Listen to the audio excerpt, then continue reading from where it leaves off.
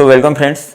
तर आज आपण बघणार आहोत ओजेनेसिस प्रोसेस जी आहे ती होती कशी ॲक्च्युअलमध्ये आणि ओजेनेसिसमध्ये कोणकोणत्या स्टेप्स येतात. ओके, खूपच सरळ आणि साधी सोपी पद्धत आहे. एकदम आसान आणि सरळ सोप्या भाषेमध्ये बघूया.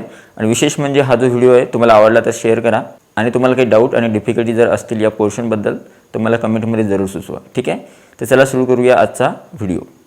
तर सर्वात अगोदर आपण इथं टाकूया हेडिंग ओजेनेसिस. टॉपिकचं नाव काय आपल्या ओजेनेसिस. करेक्ट. आता सगळ्यात अगोदर याचं माहीत पाहिजे आपल्याला मिनिंग ओजेनेसिस आहे काय. ठीक आहे, तर ओजेनेसिसला शॉर्टमध्ये तुम्ही म्हणू शकता अशी प्रोसेस जिच्यामध्ये एग फॉर्म होते, म्हणजे formation of egg is non as oogenesis. ज्या प्रोसेसमध्ये एग फॉर्म होतं त्या प्रोसेसला ओजेनेसिस म्हणायचं. ठीक आहे, मग आता डेफिनेशन कशी करता येईल आपल्याला, तर अशी प्रोसेस जिच्यामध्ये एग फॉर्म होतं ओव्हरीच्या आतमध्ये त्या प्रोसेसला ओजेनेसिस असं म्हणतात. आता इंग्लिशमध्ये कसं कन्वर्ट करायचं, the process in which egg is formed in ovary. ज्या प्रोसेसमध्ये ओव्हरीच्या आतमध्ये एग फॉर्म होतं त्याच प्रोसेसला म्हणतात ओजेनेसिस. ओके, आता ओजेनेसिस ही जी प्रोसेस आहे ही होते कुठे, ओव्हरीमध्ये. कोणत्या पार्टमध्ये होते, फिमेलच्या ओव्हरी पार्टमध्ये होते. ओव्हरी हा पार्ट कोणाचा पार्ट आहे, फिमेल बॉडीचा. करेक्ट. आता ओजेनेसिसच्या स्टेप्स आहेत किती, तर इथं आपण शॉर्टला हेडिंग टाकूया. फर्स्ट, पहिल्यांदा स्टेप्स ऑफ ओजेनेसिस. ओजेनेसिस किती स्टेप्समध्ये होतं, बरोबर आहे. आता ओजेनेसिसच्या स्टेप्स बघणार आहोत आपण. तर ओजेनेसिस 3 स्टेपमध्ये होते. कसं, फर्स्ट स्टेप जी आहे ती आहे मल्टिप्लिकेशन.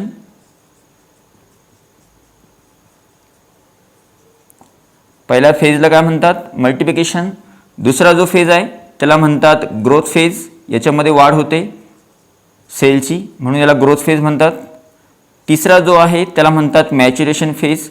याच्यामध्ये सेल ॲक्च्युअलमध्ये मॅच्युअर होते म्हणून याला मॅच्युरेशन फेज म्हणतात. ठीक आहे, तर ओजेनेसिसच्या स्टेप्स किती आहे, फक्त 3 स्टेप आहे, मल्टिप्लिकेशन, ग्रोथ आणि मॅच्युरेशन. ठीक आहे, सगळ्या बघू आपण डायग्रॅमॅटिकली. आता सर्वात अगोदर काय करायचं बघा, सगळ्यात अगोदर इथे ड्रॉ करायचे प्रायमॉर्डियल जर्म सेल. म्हणजे ओव्हरीच्या आतमध्ये जर्मिनल इपिथेलियल सेल्स असतात, त्यांनाच आपण काय म्हणू शकतो, प्रायमॉर्डियल जर्म सेल. बरोबर. तर समजा ही आहे एक प्रायमॉर्डियल जर्म सेल. आता प्रायमॉर्डियल जर्म सेलमध्ये क्रोमोझोम किती असतात, डिप्लॉइड.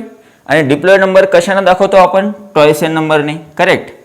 आता पहिल्या फेजमध्ये काय होते, ही जी प्रायमॉर्डियल जर्म सेल आहे ही रिपीटेड मायटॉसिसमध्ये जाते आणि ही नंबर ऑफ सेल फॉर्म करते. बघा इथे एका सेलनं 2 सेल फॉर्म केल्या आणि 2 सेल फॉर्म करणार 4 cells. 1 cell produce 2 cell and 2 cell produce 4 cells. बरोबर. इथे तयार झाल्या खूप साऱ्या सेल. आता इथं प्रोसेस कोणती होती, प्रोसेस होती मायटॉसिस. करेक्ट. आता मायटॉसिस होत असताना क्रोमोझोम नंबर जसाच्या तसाच असतो, कमी होत नसतो. आणि या ज्या नवीन सेल तयार झाल्या या प्रत्येक सेलला उगोनियम असं म्हणायचं. प्रत्येक सेलचं नाव काय, उगोनियम. आणि या सगळ्या सेलला म्हणतात उगोनिया. ठीक आहे. आता जर क्रोमोझोम विचारले आपल्याला की ओगोनियामध्ये किती क्रोमोझोम असतात, हिच्यामध्ये सुद्धा डिप्लॉइड नंबर ऑफ क्रोमोझोम असतात. का, कारण की प्रोसेस कोणती झाली, मायटॉसिस. आणि जेव्हा मायटॉसिस होत असतं तेव्हा क्रोमोझोम नंबर नेहमी कॉन्स्टंटच असतो. ठीक आहे. आता पहिल्या फेजमध्ये इथं झालं काय, तर पहिल्या फेजमध्ये फक्त सेलचं मल्टिप्लिकेशन झालं. करेक्ट. मग तुम्ही फर्स्ट फेजला म्हणू शकता मल्टिप्लिकेशन फेज. कोणता फेज आहे हा, मल्टिप्लिकेशन फेज. आणि हा होतो केव्हा, जेव्हा एखादी फिमेल बेबी आईच्या बॉडीमध्ये असते तर तेव्हापासून ओजेनेसिस स्टार्ट होते आणि बिफोर प्युबर्टीपर्यंत जो फेज चालतो तो असतो मल्टिप्लिकेशन फेज. ठीक आहे. आता समजा फिमेल प्युबर्टी लेवलला आली म्हणजे फिमेल मॅच्युअर होणार आहे, तर प्युबर्टीच्या वेळेस होणारा जो फेज असतो तो असतो दुसरा फेज, ज्याला म्हणतात ग्रोथ फेज. ग्रोथ फेजमध्ये काय होणार, तर ग्रोथ फेजमध्ये एक उगोनियम जी असते ती फूड ॲब्झॉर्ब करते आणि फूड ॲब्झॉर्ब केल्यामुळं ती स्वतःची साईज वाढवून घेते. आता साईज वाढवल्यामुळं ही जी नवीन सेल तयार झाली, या नवीन सेलला काय म्हणतात, तर या सेलला म्हणतात प्रायमरी oocyte. नाव लक्षात ठेवा, काय नाव आहे या सेलचं, प्रायमरी oocyte. आणि याच्यामध्ये क्रोमोझोम किती असणार, सिमिलरच असणार, कारण की इथं मायटॉसिस मिओसिस कोणतीही प्रोसेस झाली नाही, तर मग क्रोमोझोम नंबर जेवढीच्या तेवढे असणार या सेलमध्ये. ठीक आहे. मग आता या फेजमध्ये फक्त काय झालं, तर या फेजमध्ये फक्त सेलची ग्रोथ झाली, त्याच्यामुळे या फेजला म्हणतात ग्रोथ फेज. दुसऱ्या फेजमध्ये सेलची फक्त वाढ झाली, त्याच्यामुळं या फेजला ग्रोथ फेज असं म्हणतात. ठीक आहे. आता आहे तिसरा फेज. थर्ड फेजमध्ये काय होते, तर थर्ड फेजमध्ये प्रायमरी oocyte जी असते ही मिओसिसमध्ये जाते. इथं प्रोसेस बदलली, इथं मायटोसिस नाही आहे, मिओसिस आहे आणि सुरुवातीलाच होतं आहे पहिल्यांदा, मग याला मिओसिस फर्स्ट म्हणायचं. ठीक आहे. आता काय होणार, इथे ही एक सेल जी होती जिचं नाव प्रायमरी oocyte होतं, तिनं 2 सेल तयार केल्या. त्यापैकी एक सेल मोठी होती, जी मोठी सेल आहे हिचं नाव आहे सेकंडरी oocyte आणि जी छोटी सेल आहे हिचं नाव आहे पोलार बॉडी. कोण आहे ही, पोलार बॉडी. मग समजा मी इथे नाव लिहितो, हिचं नाव आहे सेकंडरी oocyte. करेक्ट. आणि ही जी आहे हिला म्हणतात फर्स्ट पोलार बॉडी.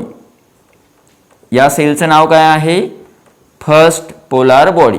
आता क्रोमोझोम नंबर किती असेल, तर इथं मिओसिस झाल्यामुळं क्रोमोझोम नंबर हाफ होईल, म्हणजे एका सेलमध्ये असेल n नंबर ऑफ क्रोमोझोम आणि दुसऱ्या सेलमध्ये सुद्धा n नंबर ऑफ क्रोमोझोम, म्हणजे क्रोमोझोम नंबर इथं हॅप्लॉइड असेल. करेक्ट. प्रायमरी oocyteमध्ये डिप्लॉइड होते आणि दोन्ही सेलमध्ये हॅप्लॉइड क्रोमोझोम इथे ट्रान्सफर झाले. आता काय होणार, सेकंडरी oocyte मिओसिस सेकंडमध्ये जाणार.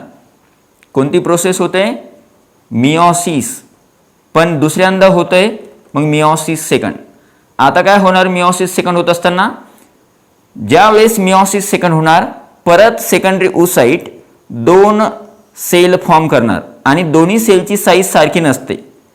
एक सेल मोठी असते जिचं नाव आहे ऊटीड किंवा तुम्ही याला ओव्ह्यूम म्हणू शकता किंवा एग म्हणू शकता. आपण याला ओव्ह्यूम किंवा एग लिहू इथे. ठीक आहे, तुम्हाला समजण्यासाठी सोपं जाईल थोडं. आणि दुसरी जी सेल आहे हिचं नाव आहे सेकंड पोलार बॉडी. कोण आहे ही, सेकंड पोलार बॉडी. आता इथे काय होतं, वरच्या सेलमध्ये क्रोमोझोम हॅप्लॉइड होते, या सेलमध्ये सुद्धा क्रोमोझोम हॅप्लॉइड असतात आणि या सेलमध्ये सुद्धा क्रोमोझोम हॅप्लॉइडच असतात. ठीक आहे. आता तुम्ही विचार करसाल की इथे तर हॅप्लॉइड नंबर ऑफ क्रोमोझोम होते आणि इथे सुद्धा हॅप्लॉइड का गेले, कारण की इथं क्रोमोझोम नंबर अजून डिवाइड व्हायला हवा होता, बरोबर. पण इथं असं का होत नाही, कारण हे जे मिओसिस आहे याला इक्वेशनल मिओसिस म्हणतात. आणि एक लक्षात ठेवा, जिथे जिथे इक्वेशनल मिओसिस होत असतं तेव्हा एका सेलपासून 2 सेल तर तयार होतात, पण क्रोमोझोम नंबर जेवढाच्या तेवढाच असतो. ठीक आहे, हे नेहमी लक्षात ठेवा. आता इथे काय झालंय, तर कधी कधी एक हे पण लक्षात ठेवा, फर्स्ट पोलार बॉडी सुद्धा कधी कधी मिओसिस सेकंडमध्ये जाऊ शकते. आता ही जर मिओसिस सेकंडमध्ये गेली तर इथे अजून 2 सेल तयार होतात, यांना पोलार बॉडीज म्हणतात. ठीक आहे. तर मग ॲक्च्युअलमध्ये जर आपण बघितलं, oogenesisच्या शेवटी ओव्ह्यूम किती तयार झालं, एकच ओव्ह्यूम किंवा एकच एग तयार झालं. ठीक आहे. आणि पोलार बॉडीज किती तयार होतील, एक तर 2 होतील किंवा एक तर 3 होतील. ठीक आहे. मग आपण असं म्हणू शकतो, एका ओगोनियम पासून एक ओव्ह्यूम आणि 2 किंवा 3 पोलार बॉडीज तयार होतात. करेक्ट. हां, आता एक लक्षात ठेवायचं, ज्या वेळेस असं म्हणतात फिमेलला मेन्स्ट्रुअल सायकल येते किंवा मासिक पाळी येते, तर मासिक पाळीमध्ये जे एक बाहेर जातं तर ते सेकंडरी oocyte असतं, ओव्ह्यूम नसतं. ठीक आहे. का, कारण असं समजून घ्यायचं की सेकंडरी oocyte पासून ओव्ह्यूम केव्हा तयार होतं, जेव्हा स्पर्म आतमध्ये एंटर करतो फिमेल बॉडीच्या आतमध्ये. जोपर्यंत स्पर्म फिमेल बॉडीमध्ये येत नाही तोपर्यंत एग मॅच्युअर होत नाही. ही गोष्ट तुम्हाला कंपल्सरी लक्षात ठेवायची आहे. ठीक आहे.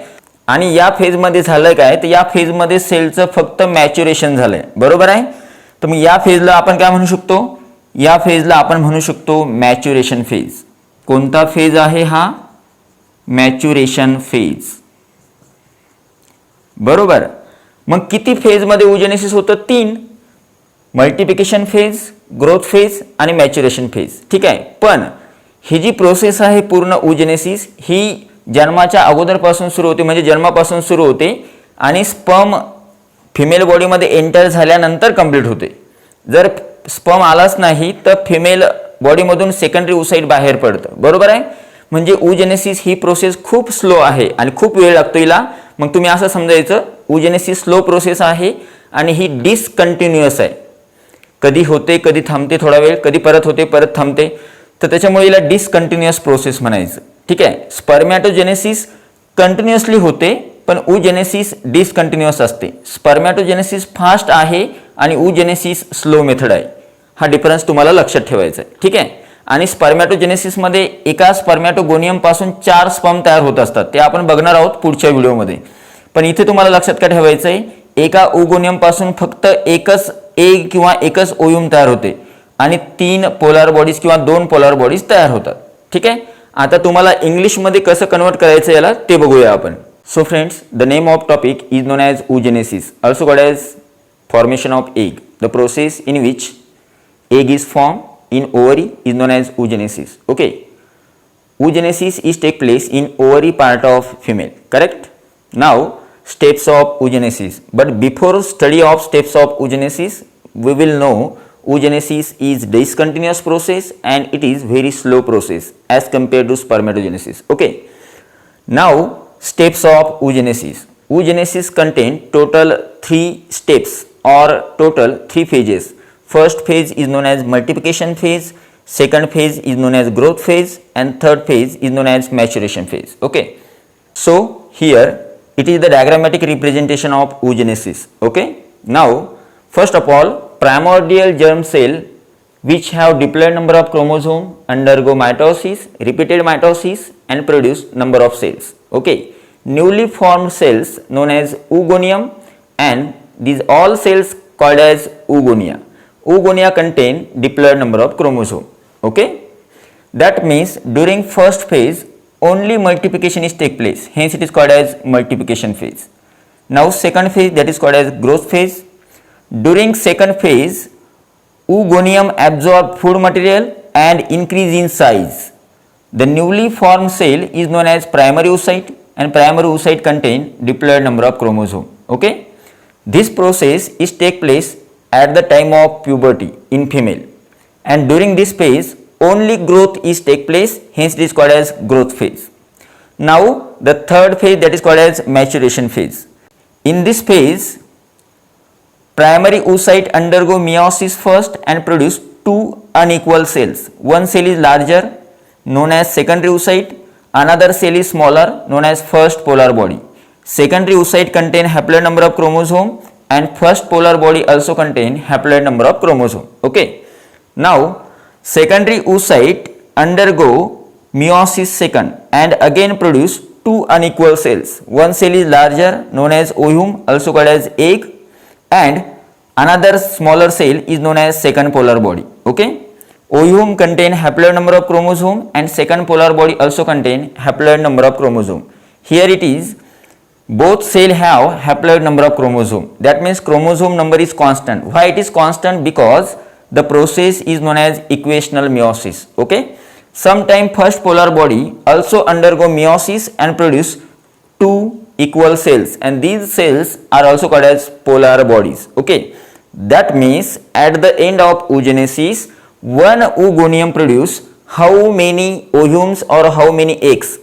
The answer is one oogonium produce only one ovum or only one egg and it produce 2 to 3 polar bodies. Okay.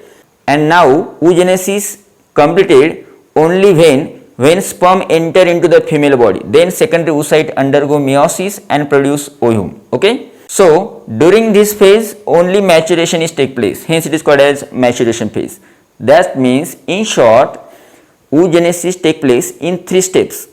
During first phase only multiplication is take place, one cell produce 2 cell, 2 cell produce 4 cells, hence it is called as multiplication phase. During second phase, growth is take place, hence it is called as growth phase. And during third phase, maturation is take place, hence it is called as maturation phase. Okay? And at the end of oogenesis, ovum is formed or egg is formed. Therefore, it is called as the whole process of oogenesis. Okay? I hope you can understand very well. तर तुम्हाला कसा वाटला video मला कमेंटमध्ये जरूर कळवा. ठीक आहे. तुम्हाला जर व्हिडिओ आवडला असेल तर व्हिडिओ तुमच्या मित्रांसोबत, तुमच्या कलिग्ससोबत किंवा तुमच्या क्लासमेटसोबत जास्तीत जास्त शेअर करा. आणि हा पुढचा व्हिडिओ तुम्हाला कोणत्या टॉपिकवर आवडेल ते मला सजेस्ट करू शकता तुम्ही कमेंट बॉक्समध्ये. ओके. आणि हा व्हिडिओ जो आहे व्हिडिओ आवडला असेल तर व्हिडिओला लाईक करा, चॅनलला सबस्क्राईब करा, कारण की तुम्हाला असेच युजफुल व्हिडिओ अजूनसुद्धा पाहायला मिळेल. ओके. व्हिडिओ बघितल्याबद्दल तुमचे मनापासून धन्यवाद. थँक्यू.